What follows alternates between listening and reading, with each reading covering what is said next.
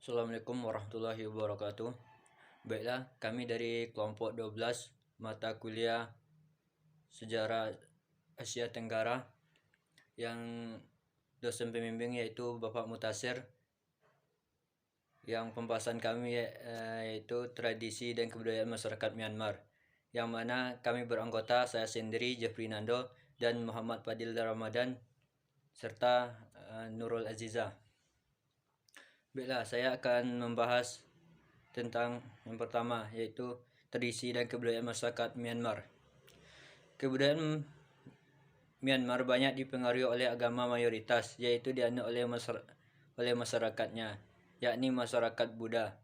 Ini terlihat dari banyaknya pagoda yang dapat kita jumpai hampir di setiap tempat di Myanmar.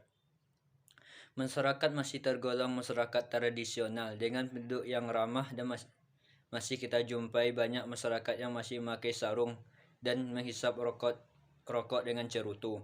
Salah satu pagoda terkenal yang sangat indah adalah pagoda Sue Dagon di Yangon dan reruntuhan candi yang luas dari ibu kota Lampang dan salah satu pemandangan paling menarik di dunia. Beberapa kesenian tradisional masyarakat Myanmar adalah bagian dari period dance yang hampir mirip dengan tarian tradisional Indonesia. Namun gerakan mereka lebih gesit dan beragam. Belum banyak potensi pariwisata yang dapat dikembangkan di Myanmar. Kemudian adalah tradisi-tradisi masyarakat Myanmar. Yang pertama yaitu Tringyan Festival yang terjadi pada 13 sampai 16 April. Adalah festival tahun baru Burma yang biasanya terjadi pada pertengahan April. Ini adalah festival Buddha yang dirayakan selama periode 4 sampai 5 hari. Merupakan puncak pada tahun baru. Melempar air atau menyiram salah satu yang lain dari segala bentuk atau perangkat yang mengirimkan air adalah fitur pembeda dari festival ini dan dapat dilakukan pada 4 hari pertama festival. Yang kedua, Dawei. Penduduk lokal Dawei mengadakan tabi Hamiyau Pau, di mana mangkuk sedekah yang diisi dengan persembahan, misalnya bunga, air, lampu minyak, lilin, dan jastik, diapungkan dari laut ke Sin Apau Guta. Yang ketiga, Suek Yin. Penduduk lokal Suek Yin mengadakan Mi Khayau Fei, di mana lentera minyak warna-warni dipasang di sungai Suek Yin ke Sin Upaguta. Tradisi ini berasal dari dinasti Konbaung yang didirikan pada tahun 1851.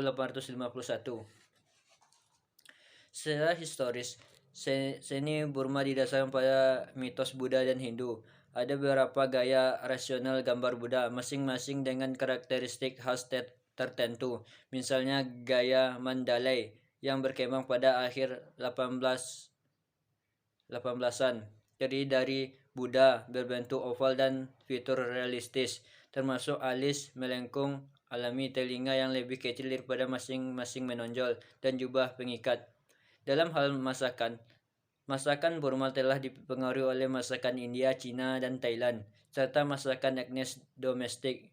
Hidangan nasional de facto adalah mohinga, mie beras dalam sup ikan yang kaya, salad Burma, terutama lapes tok, yang merupakan salad daun teh acar, juga merupakan hidangan populer. Tradisi klasik musik Burma ditemukan di Mahagita, koleksi lagu klasik luas dan biasanya dibagi menjadi ensemble indoor dan outdoor. Lagu-lagu ini cenderung tentang berbagai legenda di Pali dan kemudian di Burma disungguhkan dengan Pali terkait dengan agama atau kekuatan dan kemuliaan raja. Dan kemudian keindahan alam, tanah, hutan, dan musim. Akhirnya keindahan feminim, cinta, gairah, dan kerinduan. Selain musik rakyat dinyanyikan di sawah. Dalam tarian, Indonesia dan Myanmar mempunyai kemiripan.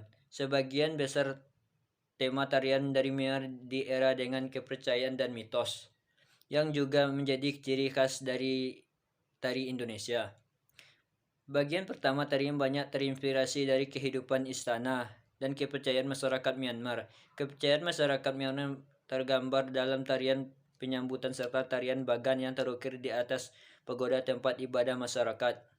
Dengan mayoritas agama Buddha, tarian mahkota tarian Biau menampilkan tarian gembira yang biasa ditampilkan hadapan raja yang tinggi istana. Tarian tiga era Myanmar yaitu periode Inwa, Kambok, dan Yadanabon menampilkan perubahan gerakan sehingga dandanan para penari dari tiga periode kekuasaan.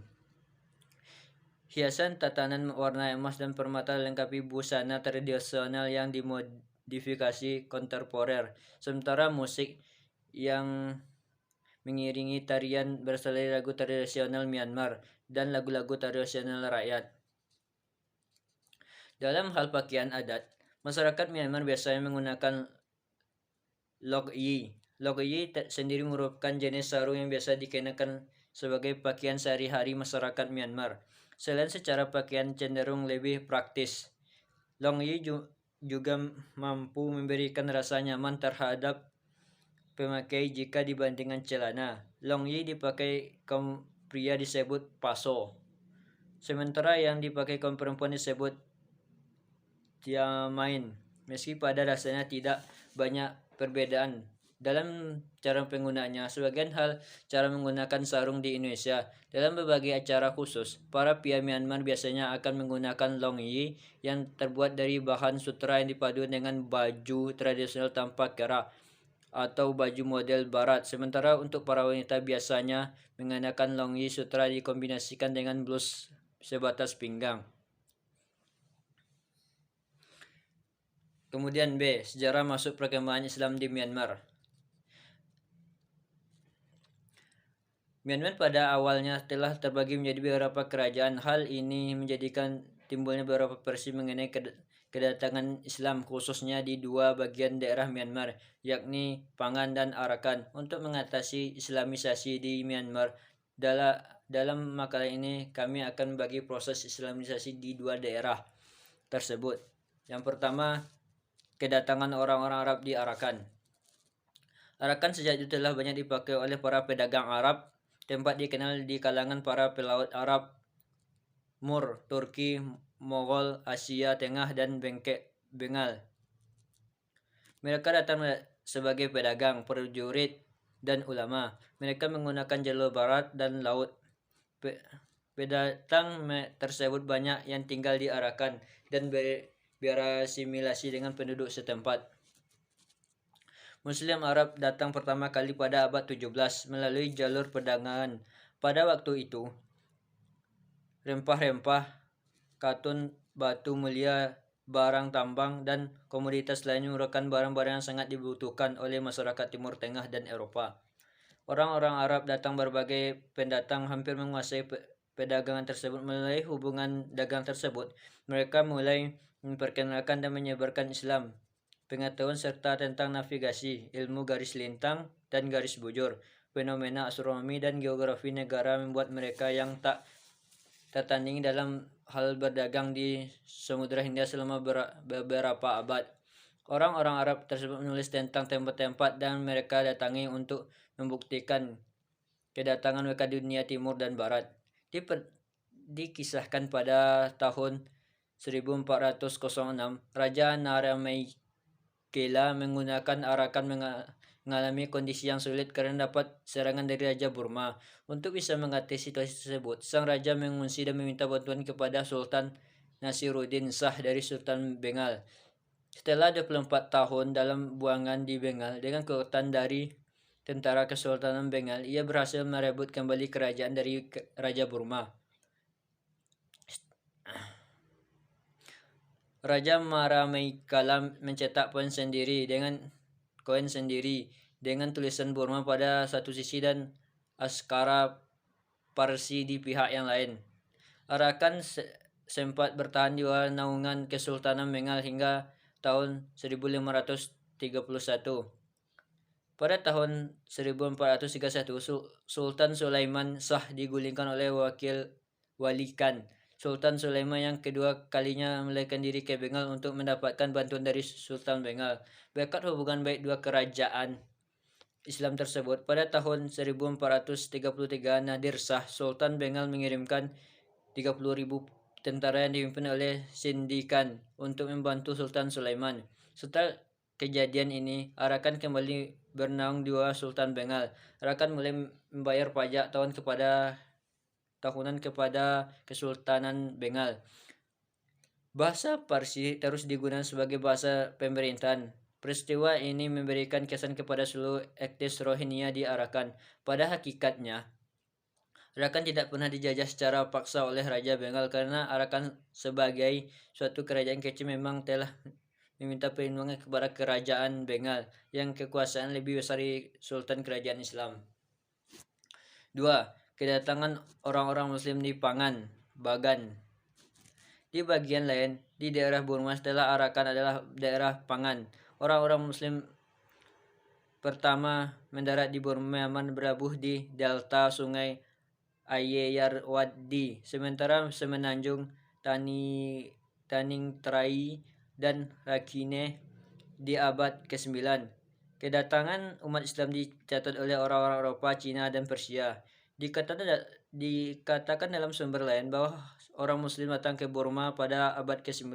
Mereka mungkin berasal dari Bengal dan berdagang di daerah Arakan dan mendarat di pesisir pantai Burma. Walaupun Burma bukan pusat jalur antara Timur Tengah, India, dan Cina, mereka seringkali singgah di jalur maritim pada abad ke-9 dan ke-10.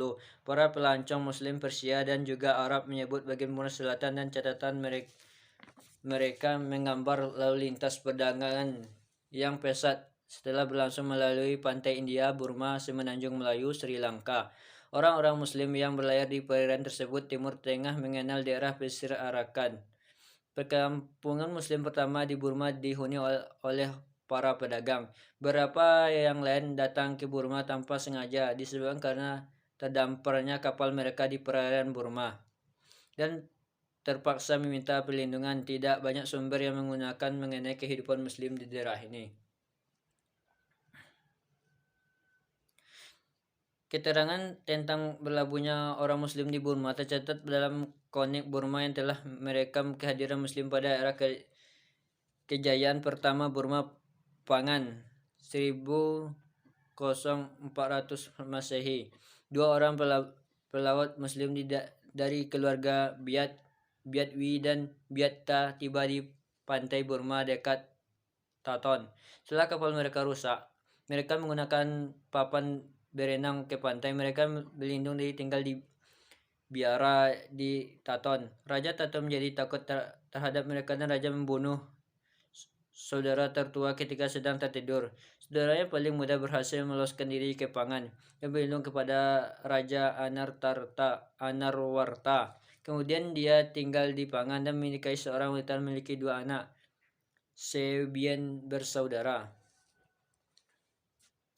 Sumber lain datang dari Eropa, di mana para pelaut Eropa yang telah mengunjungi pesisir pantai Burma abad ke-15 sampai 17 Masehi menggambarkan bahwa perkampungan para pedagang Muslim yang lintas perdagangan mereka berhubungan dengan Burma dan jalur Sumatera, Malaka, dan Pulau Maluku hingga Cina dan Jepang. Di satu sisi, berhadapan langsung dengan Bengal dari Sri Lanka, Persia, Laut Merah di lain sisi.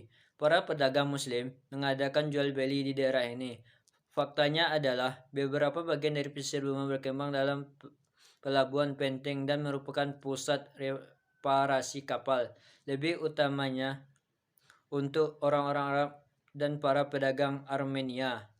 Dalam berbagai hal, para pedagang Muslim yang telah aktif di Burma telah menemukan pelabuhan mereka sendiri dan mereka dibatasi oleh peraturan yang dibebankan oleh raja kepada mereka dan juga peraturan daerah setempat. Muslim Persia telah berlayar dalam pencarian negeri Cina dan mengunjungi Burma di perbatasan Yunan, Cina. Para kolonis telah merekam dalam kronik Cina pada 860 Masehi. Muslim Myanmar dikenal sebagai sebutan Pati, dan Myanmar Cina Muslim disebut Panhai. Nama ini dipercaya sebagai berasal dari bahasa Parsi, pelancong dari Rusia, Ibnu Qodabeh, pelancong dari Arab pada abad ke-9, Sulaiman, dan pelancong Persia pada abad ke-10. 3. Sejarah Kerajaan Besar Islam. Kerajaan Pangan pada tahun 1044 sampai 1287. Orang Bamar mendirikan Pangan sebagai sebuah pemukiman benteng di lokasi yang strategis dekat pertemuan arus Sungai Irrawaddy dan arus anak sungai utama, Sungai Cindawin. Selama 30 tahun sejak naik tahta, Anawarta membangun kerajaan Pangan, dan untuk pertama kalinya berhasil mempersatukan daerah yang kelak membentuk wilayah negara Burma modern. Pada penghujung abad ke-12, Raja penerus Anawarta telah berhasil memperluas mandala kekuasaan mereka lebih jauh lagi ke arah selatan sampai ke kawasan utara Semenanjung Malaka, ke arah timur sekurang-kurangnya sampai ke Sungai Salween, ke arah utara sampai mendekati garis perbatasan dengan negara Tiongkok sekarang, dan ke arah barat sampai ke kawasan utara Arakan dan perbukitan Chin. Anawarta juga melakukan sejumlah karya pembaharuan penting di bidang sosial, agama, dan ekonomi, sangat lama membekas dalam sejarah Burma. Karya pembaharuannya di bidang sosial dan agama kelak menghasilkan budaya Burma modern. Perubahan yang penting adalah masuknya agama Buddha Theravada di kawasan Burma Hulu serta kerajaan Taton ditaklukkan oleh kerajaan Pangan pada 1057. Berkat dukungan kerajaan, sekolah-sekolah agama lambat laun menyebar sampai ke pelosok-pelosok pedesaan Burma. Dalam 3 abad berikutnya, meskipun agama Buddha Vajrayana, agama Buddha Mahayana, agama Hindu, dan kepercayaan animisme masih kokoh mereka di segenap lapisan masyarakat. Kerajaan Pangan terpuruk pada abad ke-13 akibat semakin banyaknya tanah bekas pajak yang diderma oleh era 1280-an. 2/3 lahan subur di kawasan Burma Hulu telah didermakan sebagai kepentingan agama, sehingga berdampak buruk bagi kemampuan kerajaan dan dalam mempertahankan kesetiaan para pejabat dan prajuritnya. Keadaan ini memicu kekacauan di negeri dan memancing kedatangan dari luar negeri, yakni sebuah dari non-Mongol, orang-orang Mongol, dan orang Shan. Sejak permulaan abad ke-13, orang-orang Shan mulai mengepung wilayah kemaharajaan Pangan dari arah utara dan timur. Orang-orang Mongol yang telah menaklukkan Yunan, kampung halaman orang Bamar, pada 1253 mulai melancarkan serangan. Pada 1277. Pada 1287, orang Mongol menjarah raya Pangan, mengakhiri kurun waktu pemerintahan kerajaan Pangan selama 250 tahun di kawasan lembah Sungai Irrawaddy dan sekitarnya. Pemerintahan kerajaan Pangan di kawasan Burma Tengah berakhir 10 tahun kemudian, ditumbangkan oleh kerajaan Miensai pada 1297. Kemudian kerajaan Pengu Hantawadi 1287 sampai 1539 dan 1550 dan sampai 1552. Kerajaan penutur bahasa Mon ini didirikan dengan nama Ramanadesa, tempat sesudah keruntuhan Pangan pada 1287. Mula-mula kerajaan ini berpangkal di hilir Burma ini merupakan sebuah Serikatan renggang dari pusat-pusat kekuasaan nasional di Motama, Bango, dan Delta Irawadi. Masa pemerintahan Raja Darit yang penuh gejolak 1384 sampai 1801 mengukuhkan keberadaan kerajaan ini. Raja Darit mempersatukan 3 daerah penutur bahasa Mon ini, mampu membendung pengakuan awal dalam perang 40 tahun, yaitu 1385 sampai 1424. Seusai perang, Hantawadi memasuki kawasan zaman keemasannya, sementara Hantawadi menjadi kerajaan yang terkuat dan terbangun di antara semua kerajaan Panca-Pangan. Di bawah pemerintahan serentetan raja yang sangat cakap, raja ini mengalami zaman keemasannya yang panjang. Berkat perniagaan dengan bangsa asing, kerajaan berbahasa dan berbudaya Mon memakmurkan ini berkembang menjadi sebuah pusat niaga dan agama Buddha Theravada. Akibat diperintah oleh raja terakhir yang tidak berpengalaman, kerajaan besar ini ditaklukkan pada tahun 1539 oleh Wangsa Taungu yang baru terbentuk. Kerajaan ini sempat bangkit kembali selama jangka waktu yang singkat, antara 1550 sampai 1552, dan secara efektif hanya berkuasa atas Pengu sebelum akhirnya dihancurkan oleh Bayi Naung pada tahun 1552. Yang ketiga, Kerajaan Taungu. Yang pertama, Kemaharajaan Taungu pertama, yaitu 1510 sampai 1599. Taungu dipimpin raja yang bercita-cita tinggi, Tabin Weti, bersama naib panglimanya Bayi Naung. Kelak berhasil mempersatukan kerajaan-kerajaan kecil yang muncul secara runtuhnya kemaharajaan Pangan dan membentuk kemaharajaan besar dalam sejarah Asia Tenggara pertama-tama. Kerajaan baru ini menaklukkan Hantawadi yang lebih kuat dalam perang Taungu Mahantawadi 1534 sampai 1541.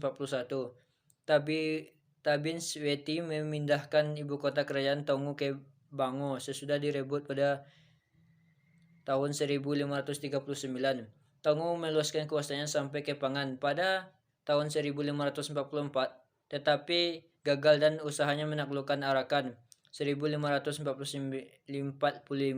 dan 1547 dan Siam 1547 sampai 1549. Penggantiannya Bayin Naung.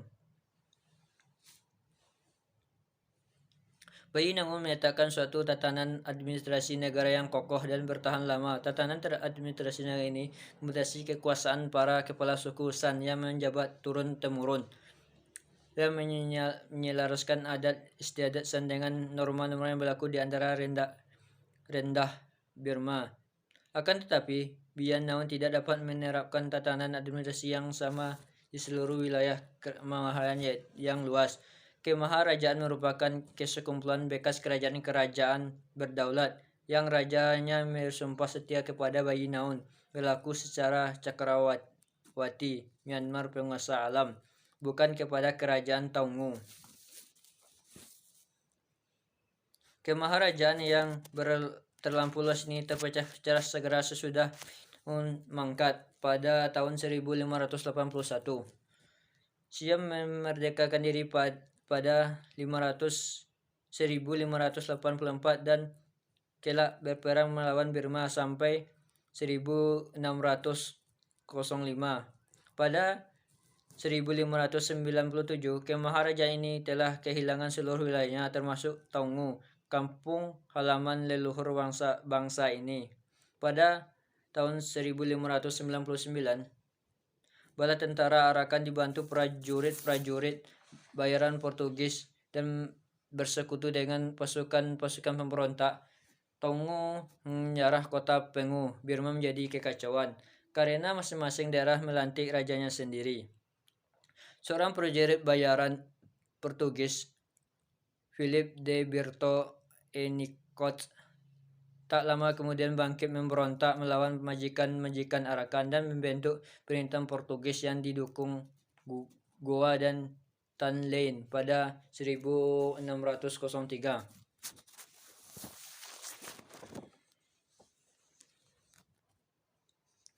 Kemudian kerajaan Tongu terpulihkan 1599 sampai 1752. Salah seorang putra bayi Naung yang Yaungan Min setelah melakukan upaya penyatuan kembali dan berhasil memulihkan martabat Tongu sebagai pusat kekuasaan Burma Hulu dan negara-negara ASEAN terdekat pada tahun 1606. Raja Wangsa baru ini menciptakan pula suatu tatanan hukum yang politik yang berbentuk dasarkan tidak berubah sepanjang masa pemerintahan Wangsa Konbaung sampai dengan abad ke-19. Kerajaan mengganti jabatan kepala suku yang turun-temurun dengan jabatan gubernur yang berdasarkan penunjukan kerajaan di seluruh lembah Sungai Irrawaddy dan menghapus sejumlah besar hak turun-temurun pada kepala suku San. Kerajaan juga membendung laju peningkatan kekayaan dan otonomi biara dengan menetapkan dasar pengendalian pajak yang lebih besar. Pemberontakan di bidang niaga dan administrasi sekuler berhasil menciptakan kemakmuran ekonomi yang bertahan sampai lebih dari 80 tahun. Selain pemberontakan sekaligus muncul dan satu perang dengan pihak eksternal, Burma mengagalkan upaya Siam merebut Lanna dan Motama pada tahun 1662 sampai 1664. Kerajaan ini hidup tentram hampir sepanjang abad ke-17. Kerajaan Tongu terpulihkan ini sendiri demi sedikit mengalami kemerosotan dan kekuasaan raja-raja istana menurun drastis pada era 1720 sampai 1720-an. Sejak 1724, orang-orang Meitei mulai menyerang daerah hulu Sungai Cindawin. Pada 1727, kawasan selatan Lannan Chiang Mai memberontak berhasil melepaskan diri, menyisakan kawasan utara Lannan Chiang Sen. Dalam kekuasaan Burma yang lama-kelamaan pun tinggal nama saja. Serangan orang-orang Meitei bertambah gencar dan pada era 1730-an dan semakin jauh merobos ke Burma Tengah. Pada 1740, orang-orang Mon Burma Hilir bangkit memberontak dan mendirikan kerajaan Hantawadi terpulihkan yang berhasil menguasai sebagian besar daerah Burma Hilir pada 1745. Orang-orang Siam juga melebarkan mandala kekuasaan mereka sampai ke pesisir Tinantari pada 1752. Hantawadi menginvasi Burma Hulu dan pada November 1751 dan merebut Awa pada 23 Maret, mengakhiri kekuasaan bangsa Tongu yang sudah berumur 265 tahun. Baik, Assalamualaikum warahmatullahi wabarakatuh. Nama saya Muhammad Fadil Ramadan dan saya akan melanjutkan penjelasan sebelumnya. Kemudian kita masuk ke poin D, yaitu sosial politik dan hukum di Myanmar. Perubahan nama dari Burma menjadi Myanmar secara resmi dilakukan oleh pemerintahan junta militer pada tanggal 18 Juni 1989. Junta militer mengubah nama Burma menjadi Myanmar agar etnis non-Burma merasa menjadi bagian dari negara. Walaupun begitu, perubahan nama ini tidak sepenuhnya diadopsi oleh dunia internasional. Banyak kelompok oposisi dan negara tetap menggunakan nama Burma karena tidak mengakui legitimasi pemerintah militer yang berkuasa saat itu. Sistem hukum Burma terutama menggunakan hukum umum dan hukum tradisional. Pada 1885, Inggris menyatakan Burma sebagai koloni mereka dan melaksanakan hak hukum umum. Pada bagian konstitusi 2008 Burma 11A, 3 cabang kedaulatan yaitu kekuasaan legislatif, kekuasaan eksekutif, dan kekuasaan yudikatif terpisah sejauh mungkin dan melakukan kontrol timbal balik, memeriksa dan menyeimbangkan. Di Burma, pengadilan dibentuk seperti Mahkamah Agung Perhimpunan bahwa U adalah keadilan kepala union, pengadilan tinggi daerah, pengadilan tinggi negara yang memiliki keadilan petugas adalah 2-6 orang, pengadilan diri, divisi diperintah, pengadilan zona diri administer, pengadilan distrik, pengadilan dan lainnya dibentuk oleh hukum. Majelis Pengadilan Militer dan Konstitusi Perhimpunan pada tahun 2008 bagian konstitusi 19A, B, dan C untuk menegakkan keadilan secara independen menurut hukum, untuk menegakkan keadilan di pengadilan terbuka kecuali dinyatakan dilarang oleh hukum, dan untuk menjamin dalam semua kasus hak pembelaan dan hak-hak banding menurut hukum. Kemudian lanjut ke poin yang problematika Islam di Myanmar. Rohingya dan problem minoritas menjadi salah satu problematika utama di Myanmar. Etnis Rohingya adalah penduduk asli negara bagian Arakan. Arakan sendiri merupakan sebuah negara bagian yang terletak di barat Myanmar dan berbatasan langsung dengan India di utara, negara bagian Cina di timur laut, dan Bangladesh di barat laut. Arakan dulu dikenal dengan sebutan Rohang, dan saat ini lebih dikenal dengan Arakan atau Rakhine. Itu sebabnya orang-orang Muslim yang mendiami wilayah Rohang disebut dengan Rohingya. Etnis Rohingya sudah tinggal di Arakan sejak abad ke-7 Masehi. Saat ini Arakan dihuni oleh sekitar 5 juta penduduk yang terdiri dari 2 jenis etnis utama, Rohingya yang Muslim dan Rakhine atau Marx yang beragama Buddha. Pada tahun 1824 sampai 1826, Perang Anglo-Burma pertama pecah. Ketika perang ini berakhir yang ditandai dengan diratifikasinya perjanjian Yandabo menyebabkan Burma, Arakan, dan Tenasserim dimasukkan ke wilayah British India. Lalu dengan Government of India Act tahun 1935 diputuskan bahwa Burma terpisah dari British India. Tepatnya mulai tanggal 1 April 1937. Melalui keputusan ini pula digabungkanlah Arakan menjadi bagian British Burma. Bertentangan dengan keinginan mayoritas penduduknya yang beragama Islam dan ingin bergabung dengan India. Hingga pada akhirnya Arakan menjadi bagian Burma merdeka pada tahun 1948. Sejak kemerdekaan negara Myanmar pada 1948, Rohingya menjadi etnis paling tertindas di Myanmar. Selain teraniaya, Rohingya juga tidak diakui sebagai bagian dari bangsa Myanmar. Padahal Rohingya berada di Arakan sejak abad 7 Masehi. Berbicara mengenai kekerasan dan diskriminasi oleh pemerintah Myanmar, tidak hanya dilakukan terhadap etnis Rohingya, tetapi juga kepada umat Kristiani dan etnis non-mayoritas lain, seperti Shan, Kachin, Karen, Chin, dan lain-lain.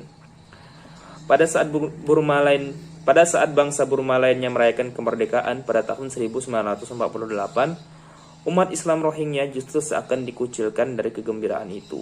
Hal ini ditandai dengan tidak diundangnya satupun perwakilan umat Islam Rohingya saat perjanjian penyatuan Burma ditandatangani pada 12 September 1947 di Pinlong, negara bagian Shan, antara Jenderal Aung San, yaitu ayah tokoh pro-demokrasi Aung San Suu Kyi, dan perwakilan dari berbagai etnis di Burma untuk bersama-sama merebut kemerdekaan dari Inggris dan kemudian membentuk negara federal Burma yang terdiri dari negara-negara bagian sesuai dengan komposisi etnis dan dengan hak untuk menggabungkan diri setelah 10 tahun. Etnis Rohingya sama sekali tidak dilibatkan dalam proses ini. Berbeda dengan etnis lain yang berhak mendirikan negara bagian sendiri, etnis Rohingya kehilangan haknya. Bahkan wilayah Arakan diserahkan kepada etnis Rakhine yang beragama Buddha. Walaupun populasinya kurang dari 10% penduduk Arakan, sejak saat itulah hak-hak etnis Rohingya dihilangkan oleh para politisi Buddha Burma. Bahkan semenjak junta militer menguasai Burma, keadaan semakin memburuk. Bukan saja hak-hak politis yang dikekang, tetapi juga dalam bidang sosial budaya. Hal ini ditandai dengan ditutupnya tempat-tempat belajar bahasa Rohingya pada tahun 1965 oleh junta.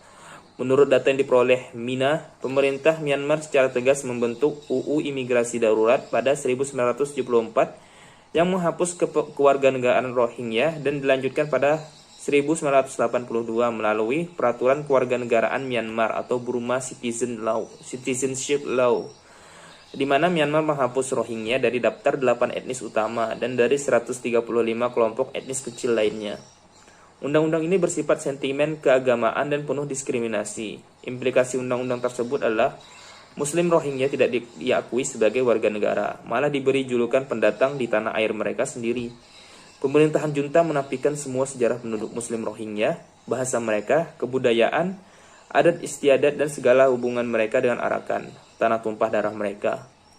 Malah dengan undang-undang ini, mereka tidak dibenarkan terlibat dalam segala bentuk perdagangan. Selain itu, anak-anak Muslim Arakan tidak dibenarkan belajar di luar Arakan. Tidak hanya itu, pihak junta juga menyebarkan propaganda jahat dan informasi yang salah untuk memberikan citra buruk tentang Muslim Rohingya untuk mendapatkan simpati penganut Buddha. Muslimah juga tidak dibenarkan memakai hijab dan banyak yang dipaksa bekerja di barak-barak. Mereka juga sering diperkosa tanpa belas kasihan. Pemerintah junta sering merobohkan sekolah dan masjid-masjid sesuka hati mereka. Kaum muslimin turut dinafikan haknya dari segi pengobatan, baik di rumah sakit maupun di klinik-klinik. Mereka pun terpaksa membayar dengan harga yang terlampau tinggi untuk biaya perawatan yang mereka dapatkan. Umat muslim juga tidak dibenarkan terlibat dalam politik. Lembaga-lembaga sosial dilarang memberi bantuan kepada mereka. Tidak cukup dengan ini, muslim juga tidak dibenarkan menunaikan ibadah haji ataupun menyembelih kurban saat Idul Adha. Mereka juga sering dipaksa untuk meninggalkan nama muslim dan diganti dengan nama Buddha. Konflik kembali memuncak pada tahun 2012. Penduduk mayoritas Rakhine merupakan kelompok ekstremis Buddha yang didukung pemerintah Myanmar menyerang bus dan membunuh 10 orang muslim. Konflik meluas dan menyebabkan ratusan orang tewas, ratusan luka-luka, puluhan ribu rumah dibakar, dan ratusan orang ditangkap dan ditahan secara paksa. Konflik tersebut menyebabkan Muslim Rohingya mengungsi ke beberapa negara terdekat dengan menggunakan perahu. Operasi pemusnahan sistematis yang dijalankan pemerintah Myanmar untuk menghapus etnis Muslim Rohingya dengan melibatkan kelompok ekstremis Buddha telah mengancam dan melanggar hak asasi manusia. Selanjutnya kita masuk ke poin F, yaitu perkembangan Myanmar hingga sampai sekarang. Myanmar atau disebut Burma di dunia barat adalah sebuah negara berdaulat di Asia Tenggara. Myanmar berbatasan dengan India dan Bangladesh di sebelah barat, Thailand dan Laos di sebelah timur, dan Tiongkok di sebelah utara dan timur laut. Negara seluas 676.578 km ini telah diperintah oleh pemerintahan militer sejak kudeta tahun 1988. Negara ini adalah negara berkembang dan memiliki populasi lebih dari 51 juta jiwa berdasarkan sensus tahun 2014. Ibu kota negara ini sebelumnya terletak di Yangon sebelum dipindahkan oleh pemerintahan junta militer ke Naypyidaw pada tanggal 7 November 2005. Myanmar telah bergabung sebagai anggota Perhimpunan Bangsa-Bangsa Asia Tenggara atau ASEAN sejak tahun 1997. Peradaban awal di Myanmar termasuk penduduk berbahasa Tibeto-Burma di Burma Utara dan kerajaan Mon di Burma Selatan. Pada abad ke-9, orang Bamar memasuki lembah atas sungai Irrawaddy, diikuti dengan didirikannya kerajaan Pagan tahun 1050-an. Sejak saat itu, bahasa Burma, termasuk budaya dan Buddha Theravada perlahan-lahan menjadi dominan di negara ini. Kerajaan Pagan jatuh akibat invasi Mongol. Pada abad ke-16, setelah disatukan oleh dinasti Taunggo, negara ini sesaat pernah menjadi kekaisaran terbesar dalam sejarah Asia Tenggara. Pada abad ke-19, dinasti Konbaung menguasai daerah yang di dalamnya termasuk wilayah Myanmar modern saat ini dan sesaat menguasai Manipur dan Assam. Inggris menguasai Myanmar setelah 3 perang Anglo-Burma pada abad ke-19 dan negara ini kemudian menjadi koloni Inggris. Myanmar mendapatkan kemerdekaan pada tahun 1948. Awalnya sebagai negara demokrasi, tetapi setelah kudeta tahun 1962, negara ini dikuasai militer. Setelah mereka, negara ini banyak mengalami kekerasan etnis. Selama periode ini, Perserikatan Bangsa-Bangsa dan banyak organisasi lainnya melaporkan terus terjadi pelanggaran hak asasi manusia secara konsisten dan sistematis. Pada tahun 2011, junta militer dibubarkan setelah pada tahun 2010 diadakan pemilihan umum dan pemerintahan sipil dimulai. Hal ini bersamaan dengan dilepasnya Aung San Suu Kyi dan tahanan politik lainnya. Telah memperbaiki catatan hak asasi manusia dan hubungan luar negeri negara ini, memungkinkannya terbebas dari sanksi ekonomi. Namun, negara ini belum terbebas dari kritik akibat perlakuan pemerintah terhadap etnis minoritas. Pada pemilihan umum 2015, Partai Aung San Suu Kyi menang mayoritas di parlemen. Namun, militer Myanmar tetap menjadi kekuatan utama di politik. Myanmar adalah negara yang kaya dengan giok, batu permata, minyak bumi, gas alam, dan mineral lain. Ketimpangan pendapatan di Myanmar adalah salah satu yang terlebar di dunia, karena sebagian besar ekonomi dikuasai oleh sebagian orang yang disokong militer. Laporan 2019, Myanmar menempati posisi 145 dari 189 negara di dunia menurut Indeks Pembangunan Manusia atau IPM. Baiklah, saya Nurul Hazizah akan melanjutkan materi yang selanjutnya, yaitu mengenai sistem pemerintahan di Myanmar. Dalam menjalankan roda pemerintahannya, Myanmar ini menganut sistem presidensial, yang mana tugas presiden itu dijalankan dengan bantuan 2 wakil presiden. Pada tahun 2016, tepatnya pada bulan April, muncullah jabatan baru bernama State Councilor atau konselir negara, di mana jabatan tersebut merupakan jabatan dengan kependudukan yang sama seperti pemerintahan di negara lainnya, yang dijabat oleh Aung San Suu Kyi. Sistem pemerintahan yang dianut ini diharapkan dapat lebih memudahkan roda pemerintahan untuk yang pastinya untuk mensejahterakan rakyatnya. Sistem parlemen yang dijalankan di Myanmar tersebut dijalankan dengan sebaik-baiknya dengan menaungi 7 negara bagian. Selanjutnya pada bulan April, tepatnya tanggal 23 tahun 1992, Myanmar itu berbentuk pemerintahan junta militer. Tetapi bentuk pemerintahan tersebut rupanya dilawan rakyat dan telah ada aksi demonstrasi, baik dimotori oleh biksu maupun para aktivis mahasiswa. Sebuah aksi demonstrasi yang menuntut agar kursi pemerintahan tersebut diisi oleh orang-orang sipil aja. Sayangnya aksi tersebut direspon dengan kekerasan oleh pemerintahan, sehingga mau tidak mau banyak korban yang berjatuhan. Tercatat korban yang berjatuhan pada masa itu sekitar 3.000 korban jiwa. Setelah peristiwa besar tersebut, kekuasaan tersebut beralih menuju Jenderal Sau Maung. Pada masa kepemimpinannya, ia mengubah status negara yang junta militer menjadi State Law and Order Restoration Council atau SLORC, yaitu kekuasaan yang tidak lain adalah untuk memajukan negara. Hal inilah yang terasa setelah dipimpin oleh Jenderal Sau Maung. Negara Myanmar telah berubah menjadi negara yang lebih terbuka, sehingga mampu melakukan kerjasama dengan negara ASEAN, baik di sektor ekonomi dan militer. Akan tetapi pada tanggal 23 April 1992, Jenderal Sau Maung tersebut mengundurkan diri dan Jenderal Dan Swe menggantikannya. Jenderal yang selanjutnya ini mengganti status negara tadi yang baik itu menjadi State Peace of and Development Council. Kekuasaan militer yang ada di negara Myanmar akhirnya terus berlanjut hingga 2015.